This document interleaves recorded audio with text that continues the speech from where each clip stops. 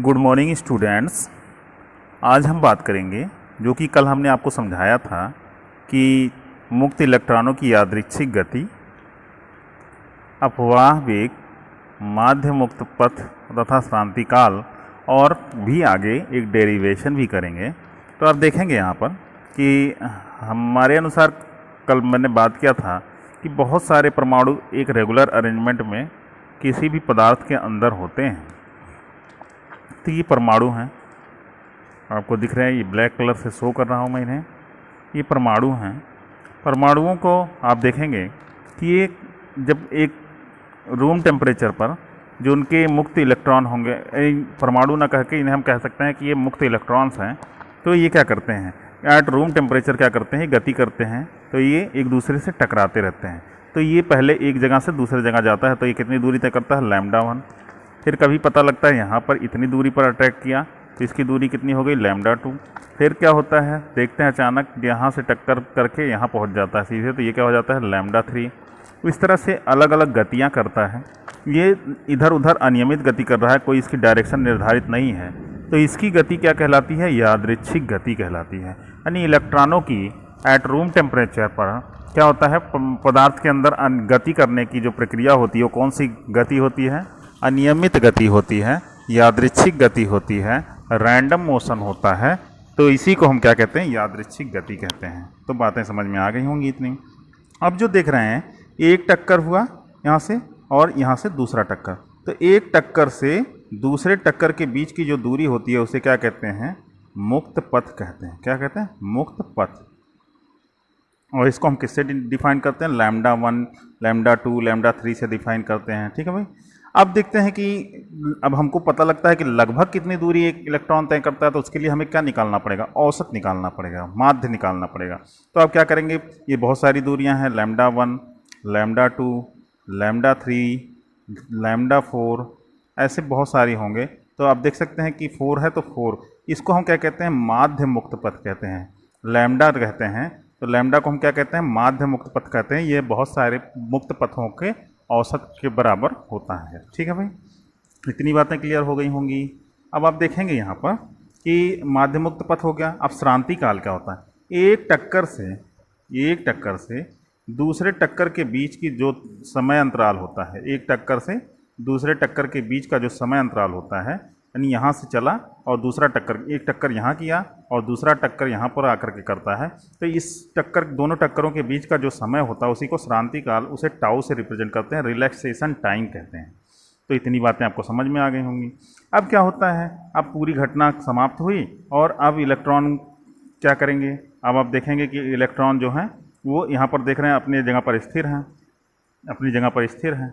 अब इन्हें क्या करते हैं, इनके ऊपर हमने क्या किया, यह किसी पदार्थ के अंदर हैं। ठीक है भाई, ये किसी पदार्थ के अंदर हैं। तो इसके ऊपर हमने क्या लगा दिया, एक इलेक्ट्रिक फील्ड अप्लाई कर दिया। क्या इलेक्ट्रिक फील्ड कैसे अप्लाई करते हैं, एक बैटरी लगा दी हमने।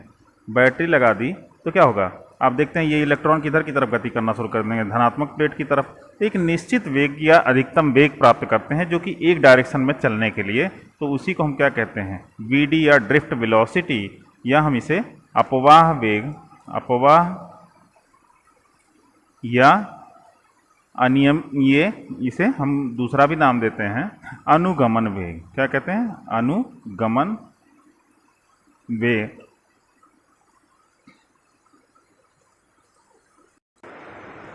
तो आइए हम देखते हैं कि क्या क्या हमने पढ़ लिया। हमने देखा कि पहला जो हमारा टॉपिक था कि जो धातुओं में इलेक्ट्रॉन स्वच्छंद रूप से अणुओं, परमाणुओं, धनायनों के बीच अनियमित गति करते रहते हैं, आपस में टकराते रहते हैं, अन्य कणों से भी टकराते रहते हैं। तो ये जो है, ये यादृच्छिक गति या रैंडम मोशन कहलाती है। क्या कहलाती है, रैंडम मोशन कहलाती है। ठीक है भाई, इतनी बातें क्लियर हो गई आपकी। अब उसके बाद आप कहेंगे कि सर अभी आपने बताया कि मुक्त पथ बताया, तो किन्हीं दो क्रमागत टक्करों के बीच मुक्त इलेक्ट्रॉन द्वारा चली गई दूरी को हम क्या कहते हैं, मुक्त पथ कहते हैं। फिर उसके बाद क्या होता है, अब देखिए यहाँ पर कि कह रहा है यहाँ पर कि मुक्त इलेक्ट्रॉनों द्वारा किन्हीं दो क्रमागत टक्करों के बीच तय की गई जो औसत दूरी होती है उसे हम क्या कहते हैं, औसत दूरी होती है उसे क्या कहते हैं, औसत मुक्त पथ कहते हैं। और ये लगभग कितना होता है, इसका मान लगभग 10⁻⁻⁹ की कोटि का होता है। ये याद रखिएगा भाई, ठीक है। चलिए अब देखते हैं कि आप कहोगे कि सर इलेक्ट्रॉन्स कैसे अपने आप गति करते हैं। तो हमको पता है कि मुक्त इलेक्ट्रॉन होते हैं तो पदार्थ के अंदर जब थोड़ा सा रूम टेम्परेचर पर आते हैं तो उनमें अपने आप ही मुक्त इलेक्ट्रॉनों की संख्या अधिकतम हो जाती है, तो अपने आप ही गति करते हैं। तो वो जो गति करते हैं तो उनका जो वेग होता है उसे कहते हैं ऊष्मीय वेग। क्या कहते हैं? ऊष्मीय वेग कहते हैं, ठीक है। ऊष्मीय गति या ऊष्मीय वेग भी कहते हैं।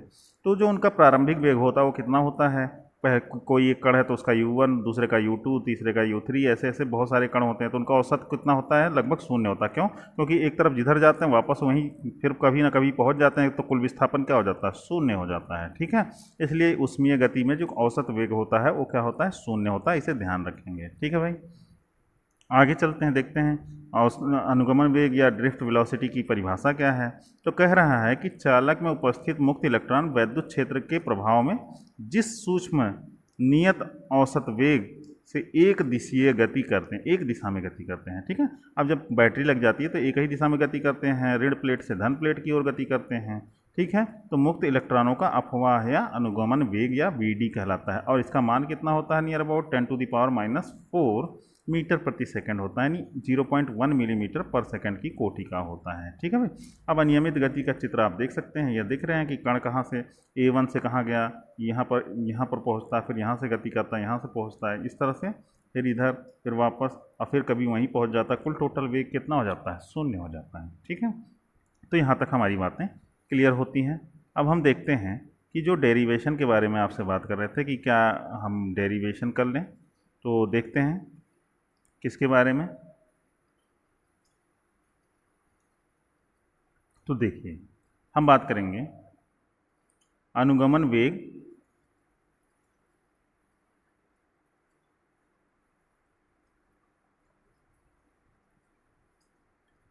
वेग तथा वैद्युत धारा में संबंध। लेकिन उससे पहले हमें एक चीज़ और देखनी होगी कि धारा घनत्व क्या होता है। तो धारा घनत्व के बारे में हम बात करेंगे कि धारा घनत्व किसे कहते हैं। तो चलिए देख लेते हैं धारा घनत्व किसे कहते हैं। तो अब सिंपल सी बात है कि कोई चालक है, ये चालक आपको दिख रहा है, तो ये सिलेंड्रिकल शेप में बना रहा हूँ, कोई भी वायर सिलेंड्रिकल शेप में होता है, तो उसके अनुप्रस्थ काट का क्षेत्रफल कितना है? a है। अब प्रति एकांक क्षेत्रफल से गुजरने वाले जो धारा होती है, यानी आप देख रहे हैं इलेक्ट्रॉन पास होगा इसके अंदर से, तो कितना पास होगा? तो कहोगे n इलेक्ट्रॉन पास होगा। तो आप कहोगे कि कितनी वो आवेश कितना पास होगा? q पास होगा, ठीक है भाई। तो q से क्या उत्पन्न होगी? धारा उत्पन्न होगी। अब प्रति एकांक समय में जो है धारा उत्पन्न होती है, तो इसी क्षेत्रफल से कितना गुजरेगी? क्योंकि प्रति एकांक क्षेत्रफल से गुजरने वाली वैद्युत धारा, यानी अनुप्रस्थ काट के लंबवत प्रति एकांक क्षेत्रफल से गुजरने वाली धारा की मात्रा को ही हम क्या कहते हैं? धारा घनत्व J कहते हैं। इसका मात्रक क्या होगा?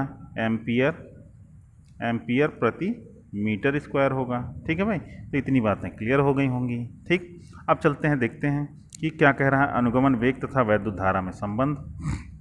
तो आप देख सकते हैं कि यहाँ पर ये PQ एक चालक है, PQ एक चालक है। क्या है? PQ एक चालक है। अब इसकी लंबाई कितनी है? स्मॉल l है। और कह रहा है कि इसमें धारा कौन सी बह रही है? Capital I। ये देखिए यहाँ पर बैटरी लगी हुई है, कितने वोल्ट की लगी हुई है? V वोल्ट की लगी हुई है। इसमें इलेक्ट्रॉनों का जो वेग है वो कितना है? VD है। इस पर इलेक्ट्रिक फील्ड किधर की दिशा में लगेगा? प्लस से माइनस की दिशा में इधर की तरफ जाएगा ये, ठीक है भाई। तो इधर की तरफ जाएगा तो कितना है? कैपिटल E है, ठीक है। इतनी बातें आपको क्लियर हो गई, ठीक है। अब हम चलते हैं कि प्रति एकांक क्षेत्रफल, मान लीजिए इसका छोटा सा एरिया ले लिया, क्षेत्रफल ले लिया, या मतलब आयतन ले लिया, उसमें कितने इलेक्ट्रॉन पाए जाएंगे? Small n। तो टोटल पूरे में कितने पाए जाएंगे? तो हम मानेंगे कि कैपिटल N पाए जाएंगे। कैपिटल L के लिए क्या होगा? प्रति एकांक गुणे कुल आयतन, ठीक है। तो कुल आयतन कितना होगा? आप कहोगे area into length is known as the क्या? वॉल्यूम। तो ये आप देखेंगे कि कुल टोटल N की बात करें, N इज इक्वल टू कितना होगा? प्रति एकांक क्षेत्र आयतन में पाए जाने वाले इलेक्ट्रॉन, और कुल आयतन कितना हो गया? AL। तो ये होगा, ठीक है। तो इतना ध्यान रखिएगा, ठीक। अब उसके बाद हम बात करते हैं कि यहाँ पर कुल कितना निकल के आया। आपने कहा कि कुल जो इलेक्ट्रॉनों की संख्या होगी capital N is equal to small n into AL हो गया, ठीक है। अब आप कहोगे कि आवेश की मात्रा कितनी होगी, तो कहोगे N इंटू E होता है, तो N की वैल्यू यहाँ रख दी हमने, कितनी? NaL इंटू E रख दिया, ठीक है भाई। इतनी बातें क्लियर हो गई कि आवेश की मात्रा। अब धारा निकाल के देखते हैं कि धारा क्या कंडीशन होगी। तो आप देखते हैं कि कुल कितनी धारा की बात ना करके हम बात करेंगे कि अभी चाल गुणे दूरी बटा समय वाली की बात करते हैं। तो समय बराबर कितना होगा, कुल समय कितना लगेगा एक पी से क्यू तक जाने में, तो कहोगे स्मॉल टी लगेगा। स्मॉल टी बराबर कितना होगा, तो आप कहोगे कि ये देखिए चाल बराबर क्या होता है, चाल बराबर दूरी बटा समय। तो समय बराबर क्या हो जाएगा, तो ये इधर नीचे आ जाएगा दूरी बटा चाल। तो दूरी कितनी तय कर रही है, स्मॉल एल। किस चाल से, अनुगमन वेग से, वी डी से। तो इसे याद रखिएगा कि कुल लगा समय जो है पी से क्यू तक जाने में, तो टी बराबर कितना आ गया, एल अपॉन वी डी आ गया। ठीक है भाई। तो इसे आप देखेंगे कि T is equal to L upon V D आ गया। ठीक है। अब इसकी वैल्यू हम कहाँ रख देंगे, टी की वैल्यू कहाँ रख देंगे, आई। यहाँ पहले हमको पता है कि धारा बराबर आई इज इक्वल टू क्या होता है, Q अपॉन टी होता है। तो Q की वैल्यू अभी आपने निकाल रखी है क्या, N, फिर उसके बाद AL, और फिर उसके बाद क्या निकाल रखा है, आप देखेंगे इसकी वैल्यू निकाल रखी है। फिर उसके बाद आप देखेंगे यहाँ पर इसकी पूरी टोटल वैल्यू रखने के बाद फिर उसके बाद आप क्या करेंगे कि यहाँ पर आप टी से डिवाइड करेंगे तो धारा का मान निकल के आएगा। तो यहाँ पर देखिए आई आपने क्या निकाला था कि n A L into e divide by कितना हो गया टी, और टी की वैल्यू कितनी रख दी, एल बटे वी डी हो गई। ठीक है। और एल से एल कैंसिल हो गया, तो देखिए कितना बचा, I is equal to N E A V D बचा, N E A V D बचा। और जब वी डी की वैल्यू फाइंड करते हैं तो V D is equal to क्या होता है, आप कहोगे आप यहाँ पर कि ये जो है निकाल करके v D is equal to I upon क्या, एन ई ए। तो यही इसमें संबंध है। अब आई अपॉन ए बराबर क्या होता है, धारा घनत्व। तो आप इसे क्या कह सकते हैं, v D is equal to आप कहोगे जे अपॉन क्या रख दोगे, एन ई रख दोगे। ठीक है भाई, जे अपॉन एन ई। और ये जो वैल्यू है ये क्या है, यहाँ आई लिखा हुआ है, पहले ये ध्यान रखिएगा, ये आई लिखा हुआ है। ठीक है, इतना ध्यान रखेंगे। इस तरह से आपको ये v D is equal to J upon n e आपको वैल्यू प्राप्त होगी। तो आज के लिए इतना ही, धन्यवाद।